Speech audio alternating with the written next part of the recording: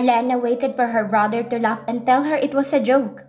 Pero lumipas ng ilang segundo ay nanatili pa rin itong seryoso habang ang mga matay matiim na nakatitig sa kanya. Malamang ay nangangapa sa kung anong magiging reaksyon niya sa revelasyon nito. For all her life, she knows nothing about her brother except the one he shared with her. They didn't grow up together, but they are very close. She depends on him the way he did to her. But never has she thought that he will keep those things a secret from her. Tumikhim siya, hindi alam kung anong sasabihin. Hindi niya kasi inaasahan na iyon ang aaminin sa kanya ng kuya niya. Ang akala niya ay sa mga palabas at librong nabasa lang niya makikilalang buong hindi pangkaraniwan sa iba. Pero ang taong nasa harap niya ay miyembro ng organisasyon at kadugo pa niya. I don't know what to say. Napakurap siya. Ano ang connection ni Tess sa pagiging miyembro mo sa mafia? I killed her father. Umawang ang labi niya habang hindi makapaniwala ang tingin sa kapatid. Mabilis niyang inilibot ang kanyang mata upang masigurong walang nakarinig sa inamin nito. Walang boses na lumabas sa kanyang bibig. Hindi niya alam kung ano ang gagawin niya sa mga oras na yon. Kung yayakapin ba niyang kapatid dahil nagsimula na itong humikbi o kung magagalit ba siya dahil sa ginawa nito. Killing is a serious offense that anyone could commit to a person. But she knows for a fact that her brother didn't go to jail for that. How?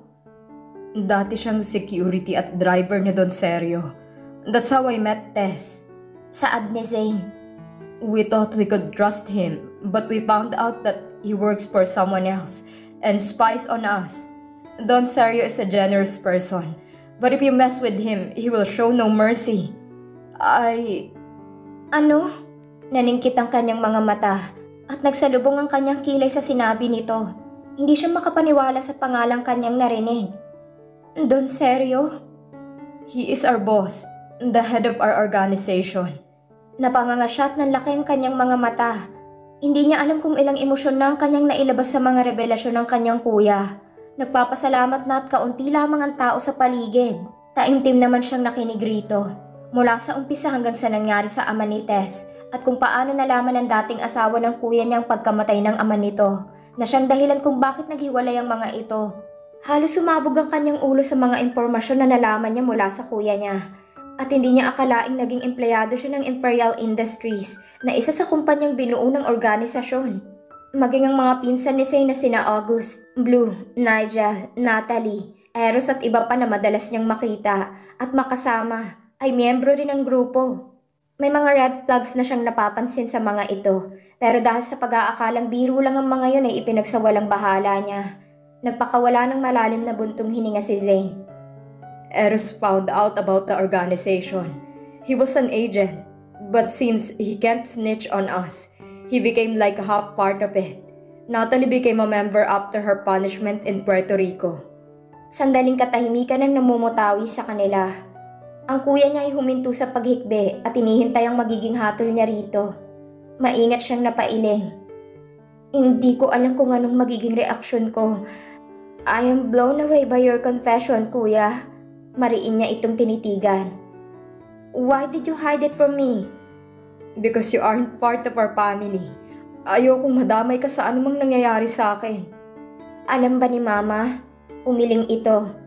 My father didn't tell her. Ano na ang mangyayari sa kanya ngayong alam na niya ang lihim ng kuya niya? Ibig ba noong sabihin ay member na rin siya ng grupo? Why are you telling me all this? Naging seryosong ekspresyon ng kuya niya sa kanya. Mahigpit nitong hinawakan ng kamay niya.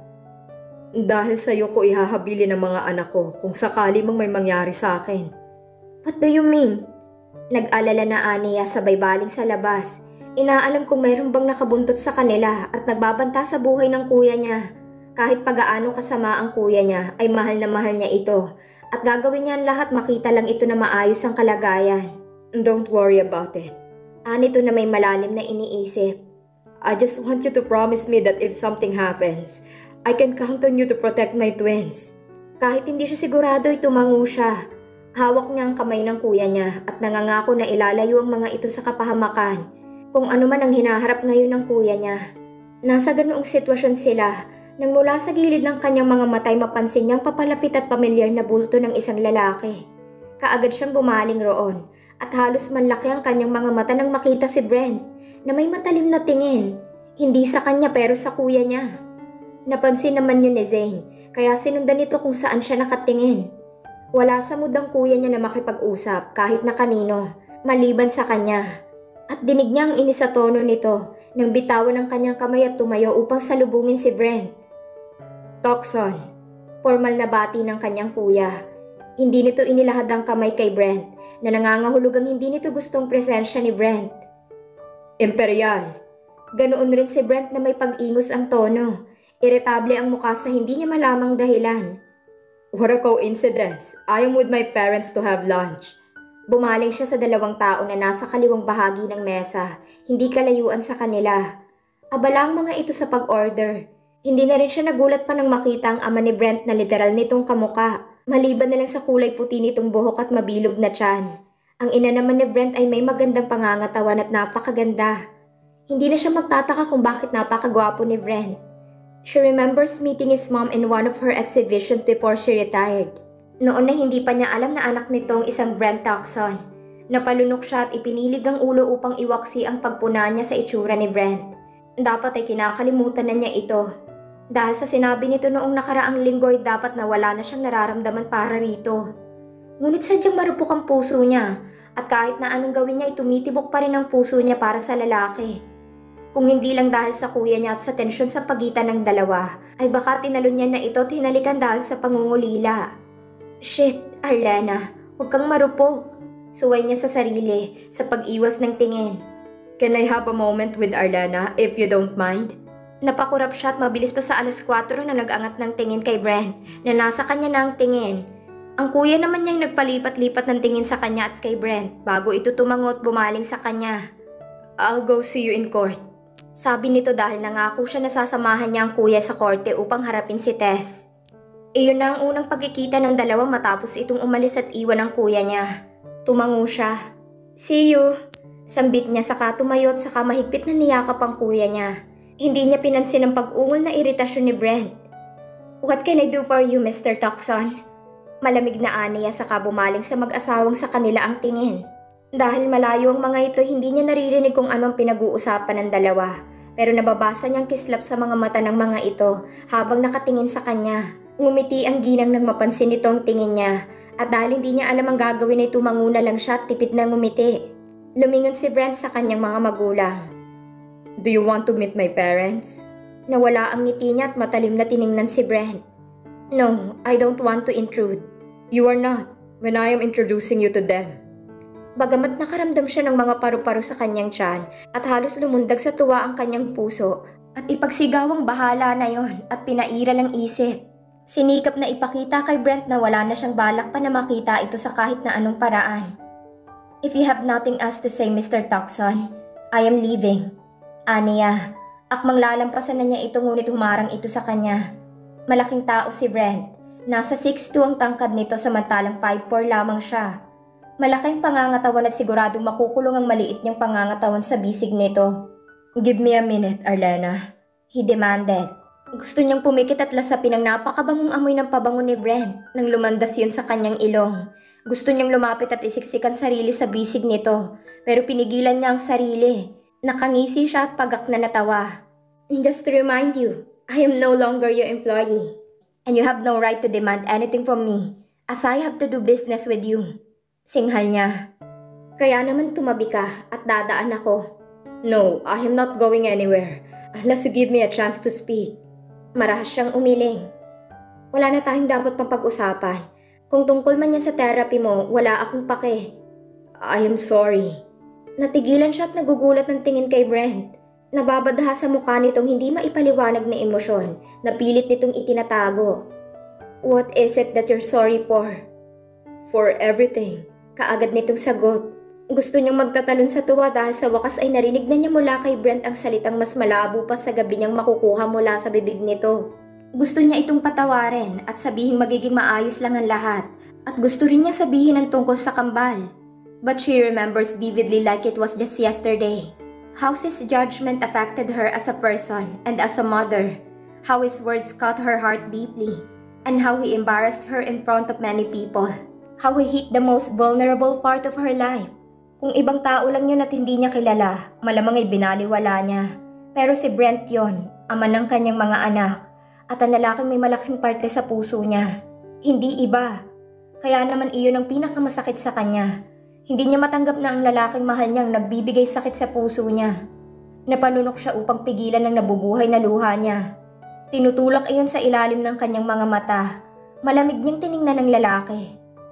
If you think I would go back just because you said sorry, you are wrong. I've had enough, and I don't want to see you anymore. Nagsisisi akong tinanggap ang trabaho kahit alam kong malabo tayong magkasundo. I've learned from that, and I will never repeat it again. Masakit man ay kailangan niyang tanggapin na hanggang doon lang talaga sila ni Brent, at kailangan niya ng tuldukan ng pantasya na binuo niya sa kanyang imahe. Itinulak niya si Brent, at kahit na matigas ang katawan nito'y persahan niyang isiningit ang sarili sa makipot na daan dahil sa katawan ni Brent at nagmamadaling naglakad patungo sa entrata ng restaurant. Binalingan niyang mag-asawa na mukhang naramdaman ng tensyon sa kanila ni Brent, kaya naman nag-aalangan ng ngiti ng mga ito sa kanya. Tipid siyang ngumiti sa mga ito bago lumabas sa restaurant. Bago pa man niya mabuksan ang pinto ay biglang bumaliktad ang mundo niya.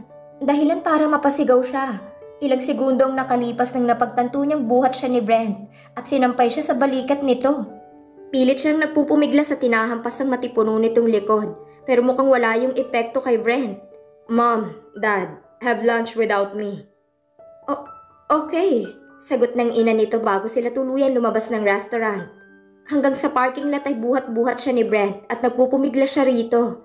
Hindi nito alintanang mga taong kanilang madadaanan at namamangha habang tinitingnan sila.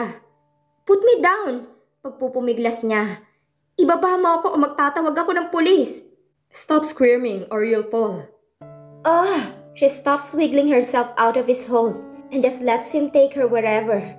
Ilang sandali pa'y dahan-dahan siya nitong binaba sa harap ng isang magarang sasakyan. Kinuha nitong braso niya at inila siya patungo sa passenger seat. What the hell are you doing? Singhal niya rito, saka binawi ang braso sa lalaki. Matalim niya itong tinitigan. Sabi ko, ayaw na kitang makita.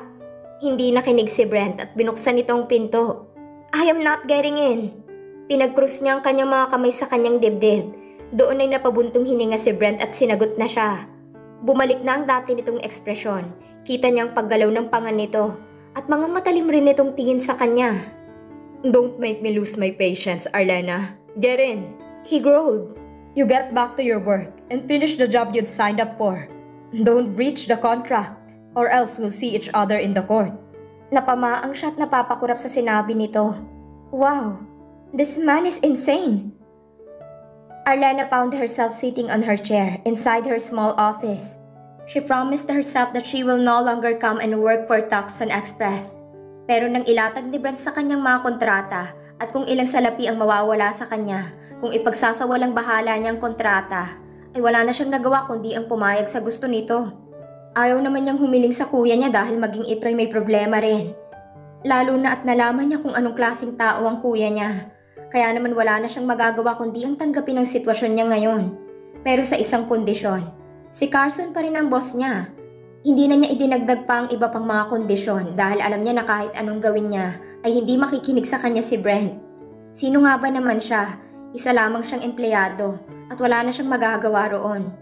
Ang hiling lang niya ay huwag sana nitong yurakan ng pagkatao niya dahil durug na siya. Kaya naman naisip niyang iwasan ang hallway kung saan ang office ni Brent na mukhang sinadyang itaas ang blinds upang makita kung anong mga galaw sa labas. Mabuti na lamang at mabait si Carson na siyang nagdadala ng mga dokumento sa kanya upang gawin niya. Naiintindihan nito ang kilos niya. Ngunit sadyang kahit na anong gawin niya, ay gagawa talaga si Brent ng paraan para mapatawag siya sa opisina nito. Ilang beses niya iyong tinanggihan pero hindi na niya maatim na paulit-ulit na nagpunta si Kate para tawagin siya. Naawa siya rito at ayaw niya na itong abalahin pa. Inis siyang napabuntong hininga ng matanaw si Brent mula sa loob ng office nito. Nakatalikod dito at may kausap sa cellphone. Base sa kilos nito ay mukhang nakikipagsigawan ito sa kausap. Napailing siya at hinintay itong matapos bago kumatok. Nang humarap ito at magtama ang kanilang mga mata, ay ikinaway nito ang kamay upang papasukin siya.